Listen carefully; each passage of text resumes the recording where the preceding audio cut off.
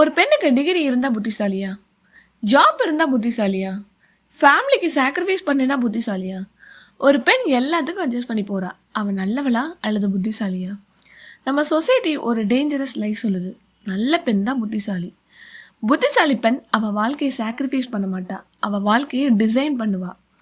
மாயான்னு ஒரு பொண்ணு, ரொம்ப காம், வெரி ஸ்வீட் கேர்ள், எல்லாருக்கும் ஹெல்ப் பண்ணுறவ, ஃபேமிலிக்கும் பெர்ஃபெக்ட், ஃப்ரெண்ட்ஸுக்கும் பெர்ஃபெக்ட். ஆனால் அவள் லைஃப் மட்டும் பெர்ஃபெக்டாக இல்லை.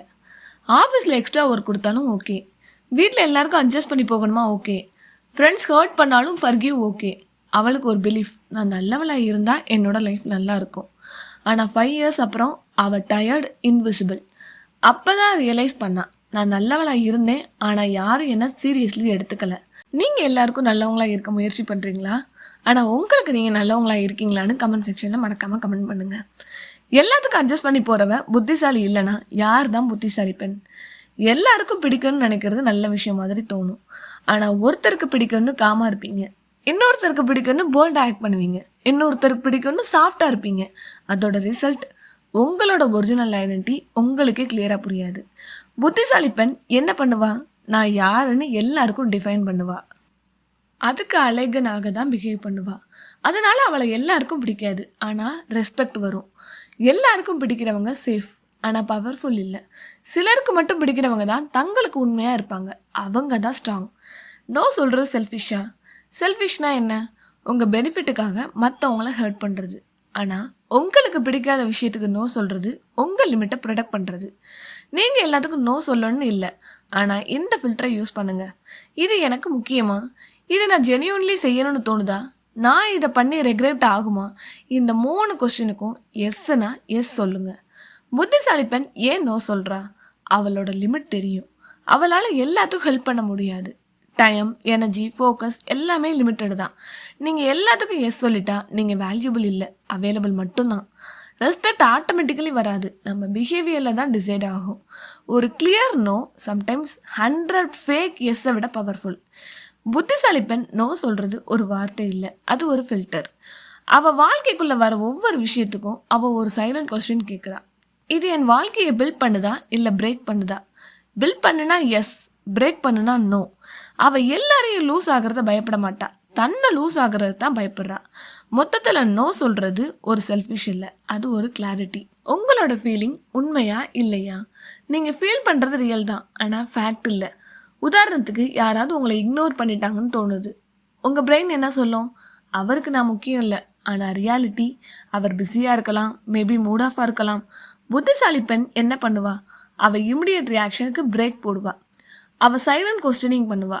இது எவிடன்ஸ் பேஸ்டாக நான் அஷ்யூம் பண்ணுறேன். நான் எமோஷனல் டிசிஷன் 80% ரிக்ரெட்டாக முடியும். புத்திசாலி பெண் ஒரு விஷயத்தை கிளியராக தெரிஞ்சுக்கிறா.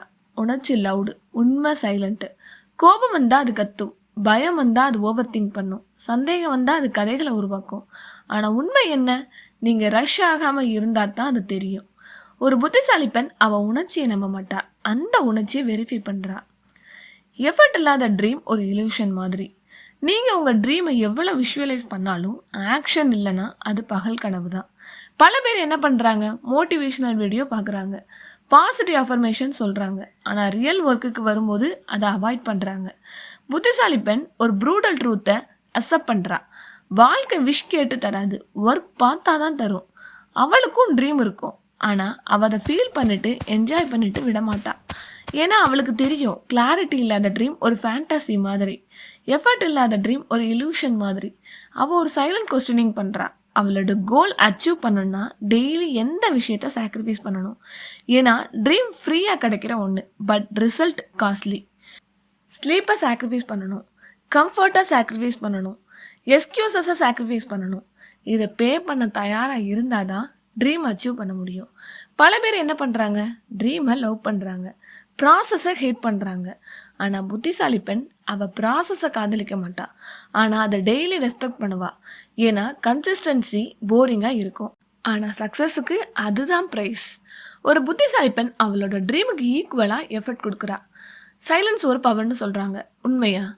புத்திசாலி பெண் எல்லா நேரத்துலையும் பேச மாட்டாள், எப்போ பேசணும், எப்போ மௌனமாக இருக்கணும், அதுதான் அவளோட கண்ட்ரோல். பல பேர் சைலன்ஸை வீக்னஸ்ன்னு சொல்லுவாங்க, பதில் சொல்லனா அவள் தோத்துட்டான்னு சொல்லுவாங்க. ஆனால் ரியாலிட்டி வேறு. எல்லா ரெஸ்பான்ஸுக்கும் வேல்யூ இல்லை. சில சைலன்ஸுக்கு தான் இம்பேக்ட் அதிகம். சில ஆர்கியூமெண்ட்டில் வின் பண்ணாலும் லைஃப் லூஸ் ஆகும்.